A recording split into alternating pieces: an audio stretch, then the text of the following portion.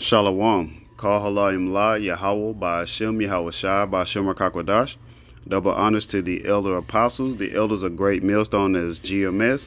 And double honors to their elders who taught them this truth. Peace and bless to the Akim and a few Akwat across the four winds. It's your brother Batamayim from Great Millstone, Houston. Just coming to you with it's going to be more commentary wise, just, about the Passover, just a little experience, with our camp here in Houston, might bring out a precept or two, but mainly just, in the time that we're in, the Passover is a very serious time, it's supposed to be a solemn assembly, it's not a time to be dancing around, playing and so on and so forth. But as the scriptures say, we are in the days of as Noah, people gonna be partying, drinking, marrying, giving into marriage, et cetera, et cetera. But this is it's supposed to be a solemn assembly. Matter of fact, let me get that in etymology. Salakia. I'm just gonna grab the key points. So the word solemn, mid 14th century, performed with due religious ceremony of reverence, sacred, devoted to religious observations, also of a vow, etc., made under religious sanction binding. So something that's solemn, hey, you're supposed to be, as it says, a religious ceremony or reverence, giving reverence to Yahweh by Shem Yahweh Shai, ultimately Yahweh Shai. As we know, the first Passover, all of Israel was saved out of Egypt, and then later on, the next Passover, Yahweh Shah was crucified. Hey, man, it's a very serious time that we're in. And then I'm going to that word assembly. A gathering of persons, a group gathered for some purpose. So, let me go down a little bit.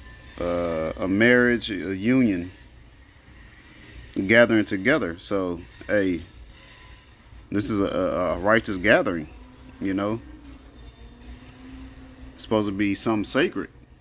That's why elder apostles tell us not to record the actual ceremony.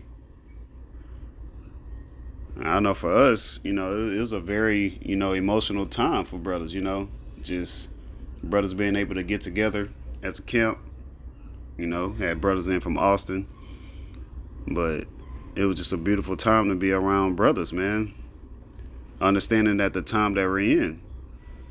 And you constantly hear brothers saying, I know I say it a lot too, hey, Lord willing, this is our last Passover, because it feels like the actual last Passover on this side,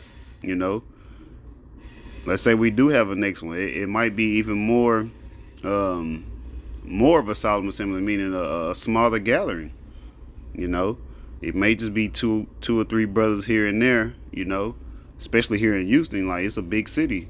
So what if there are, lockdowns and so on and so forth? We never know what's going to happen. But, man, it's a real emotional time, man. Just being around brothers, fellowshipping, listening to the elders, listening to even like the young men,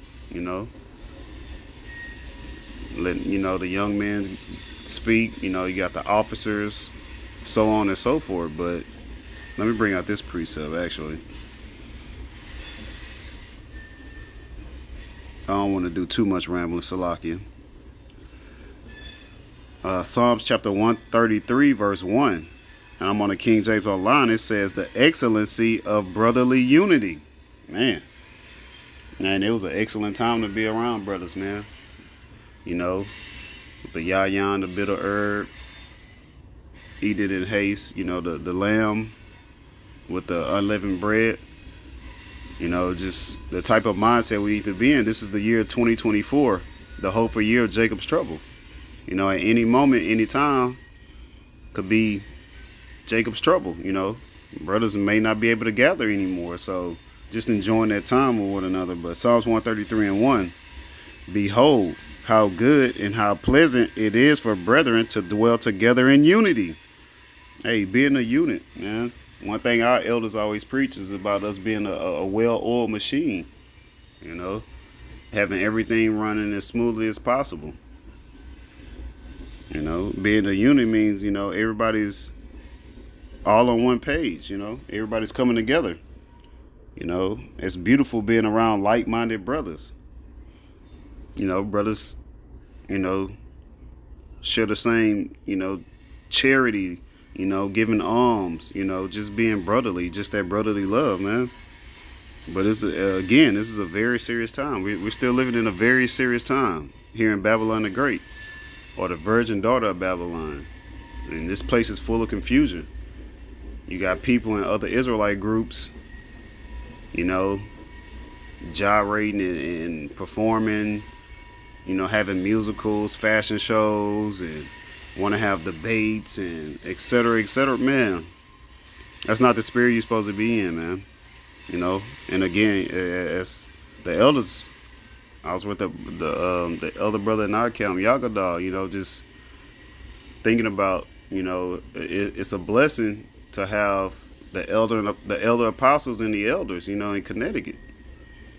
Especially having the elder apostle Ricard here in Dallas, you know, hey, GMS Texas. But hey, man, just following the spirit of our elder apostles, our elders.